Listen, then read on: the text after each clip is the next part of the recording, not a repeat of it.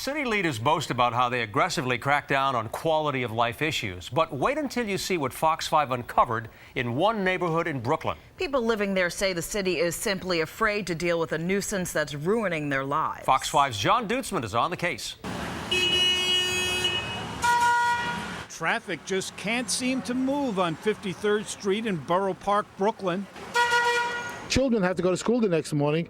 They just can't sleep during the night. Cars illegally parked in a no-standing zone, others double parked, leave barely enough room to squeeze through. Even an ambulance has to come to a crawl and avoid the obstacle course. Cars and trucks block people's driveways. When you get home at night, there's no place to park the car. I have a driveway, but most of the nights when I come home, it's packed. Somebody's in there. Got to park 3 or 4. In your driveway? In my driveway. Residents say anything goes here. You can park on the sidewalk, park in the middle of the street, even in front of a hydrant. You come here at 5 o'clock every night, the car in there, and never a ticket. Never a ticket. Never a ticket. Mountains of garbage routinely decorate the sidewalk. Neighbors say it all began 8 years ago. And before that, it was a nice place, right? Beautiful, look. Look how many trees are beautiful in the summer. This is a beautiful place. And they ruined it. They ruined it. Who ruined it? There's an unlikely source disturbing the neighbors, most of them who are Jewish themselves. Weddings, yes, weddings, most of them Hasidic. They happen several nights a week. This video is recent. But here you're looking at home video going back as far as 2002. It was turned over as evidence to city officials. As you can see, some of the services are enormous. The sidewalk is usually totally blocked. People spill into the street. And the neighbors say the constant noise from the sacred ceremonies night after night destroys the peace and quiet they hold sacred. Israel Steinberg has lived here almost 40 years. Come on, have mercy on people. We pay taxes, and this is residential. Look at the homes, beautiful homes. And what goes on over here is unbelievable. We have no quality of life whatsoever. Once the wedding is over, the crowd moves inside for the reception. The partying can last a long time. Here the bride finally leaves. According to the timestamp on the camera, it's 4:31 in the morning. And then it's the noisy garbage trucks. This is a private garbage truck. Then taxpayers foot the bill as a city garbage truck picks up trash here too.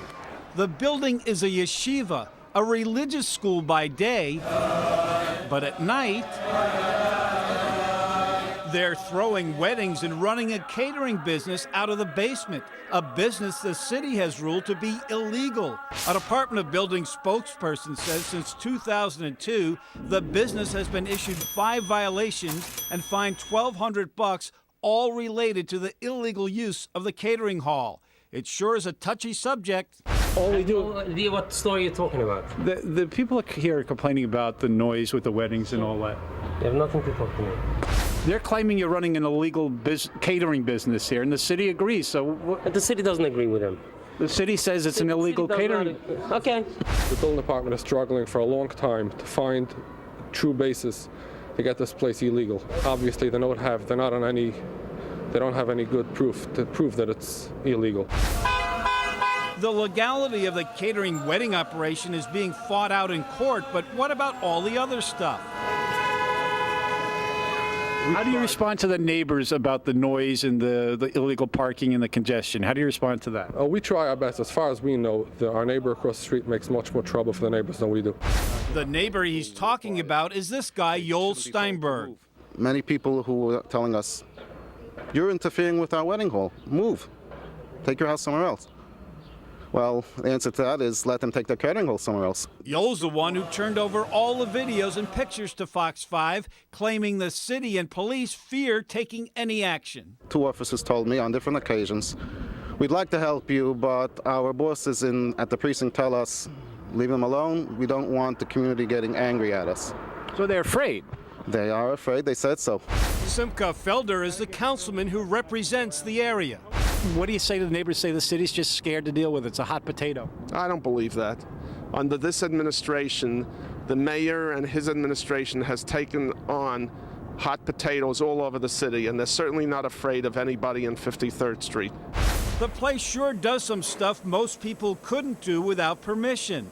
The platform and canopy for the weddings are plopped down in the middle of a public sidewalk. Sometimes they even add chairs.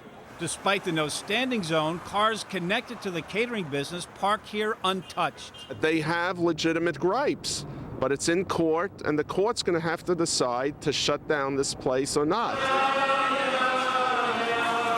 Could the city be afraid of offending the politically active Hasidic community? Perhaps.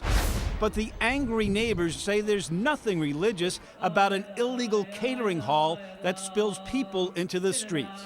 Let's say you want your religion or any religion wants to use the Brooklyn Bridge to conduct a service. You can't just take over Brooklyn Bridge and impose on other people. That's not freedom of religion. Now the NYPD tells us that they do respond to neighbors' complaints here, including 311 calls, and they say they've issued 121 summonses in this area since August. They also say that the community affairs people in the police department are involved in all the catering hall issues. I'm John Dutzman, Fox 5 News. A state Supreme Court judge is supposed to rule on the catering hall controversy within the next month. If you want to voice your opinion on the matter, you can go to our website, myfoxny.com. Click on the Investigations tab.